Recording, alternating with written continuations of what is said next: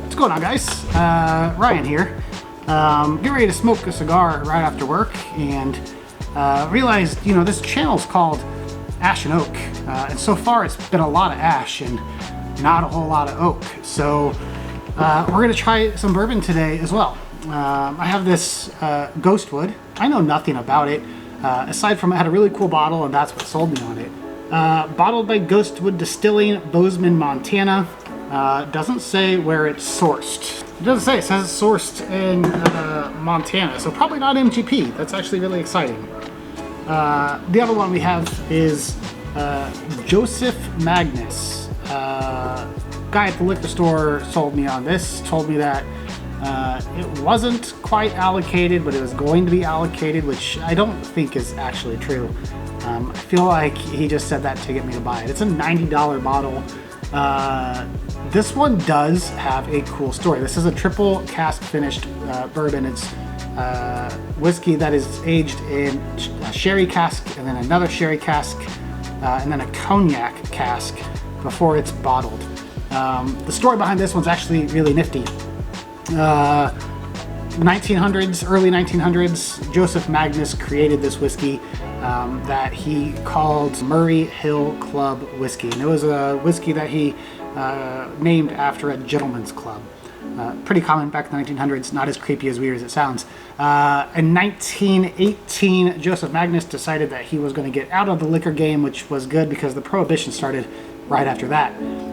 Murray Hill Club whiskey vanished from existence, never to be made again. Joseph Magnus never got back into liquor again, and that's where the story ends until 2014, when the grandson of Joseph Magnus goes to family property to clean up the house, and in his mother's closet finds an entire case of Murray Hill Club whiskey. Takes it to some whiskey experts. They extract some to taste, and he says it is the best whiskey he has ever had, ever.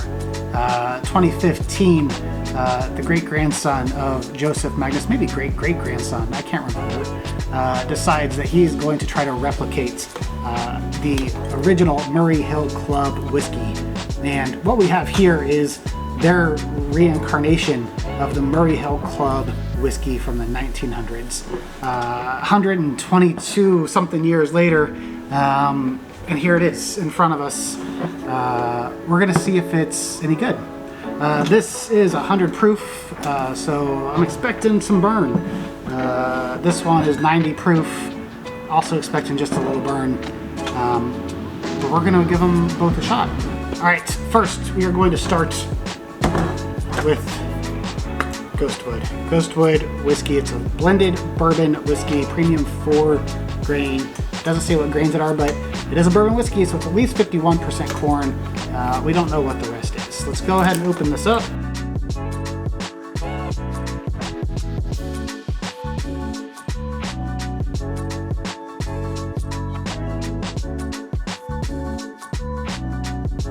The aroma is really nice. It kind of stings a little bit.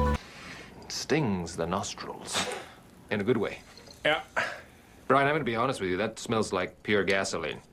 There is a fruity sweetness to it,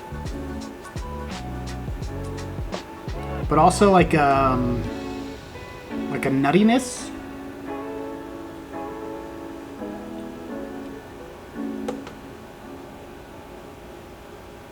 Like a candy and spice. I'm not really good at the whole aroma thing.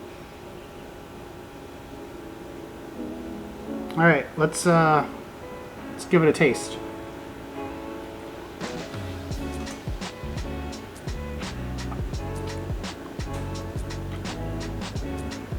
Wow. Okay, so all the burn that you get from the aroma from the nose doesn't exist when you drink it. It's surprisingly not as fruity as I was expecting. It's a lot more honey sweet, little woody, maybe even slightly buttery. Yeah, man, that is oak, honey, toffee, caramel toffee, and just this smooth, buttery finish. Surprisingly, really smooth. Wow, that's good. It's really good. I like that. All right, that was Ghostwood. Ghostwood blended bourbon, 90 proof. It's pretty good. I think it was like $50 a bottle. That's good. It's really good. Okay, now the one that was hyped up to me, Joseph A. Magnus, straight bourbon whiskey finished in sherry and cognac casks. You know, typically whenever someone at a liquor store hypes something up, it very rarely lives up to the hype.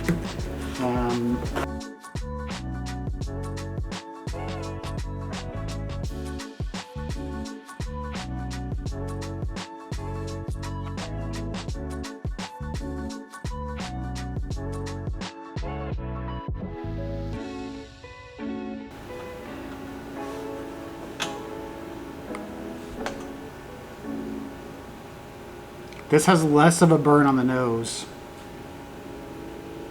and a lot more burnt caramel, toffee.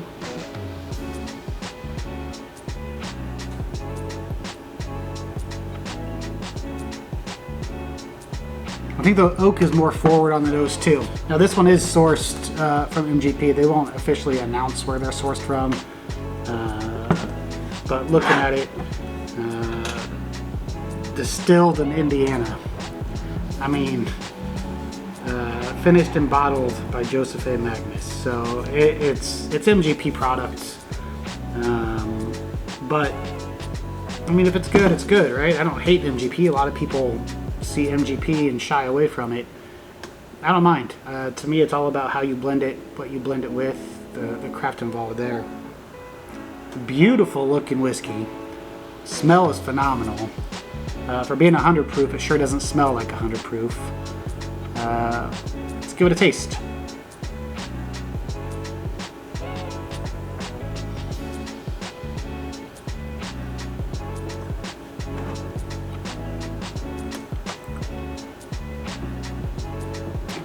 Definitely more of a burn than the other one I just tried.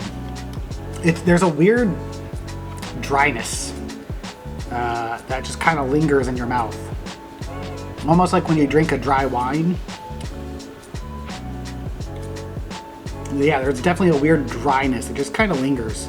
The back end, like the aftertaste, is really citrusy. Up front is honey, almond, caramel, little bit of butter. But like it's still like that dryness is still just kind of lingering. Yeah, that nose is so deceiving because it's very sweet, very fruit forward.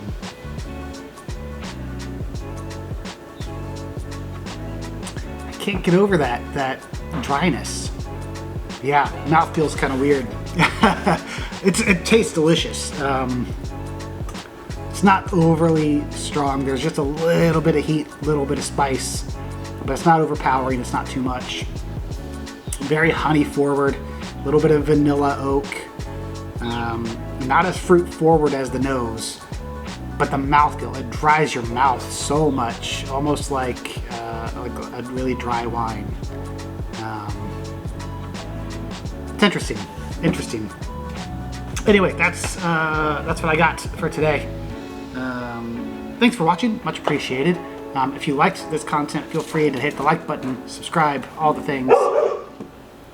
I'll see you on the next one.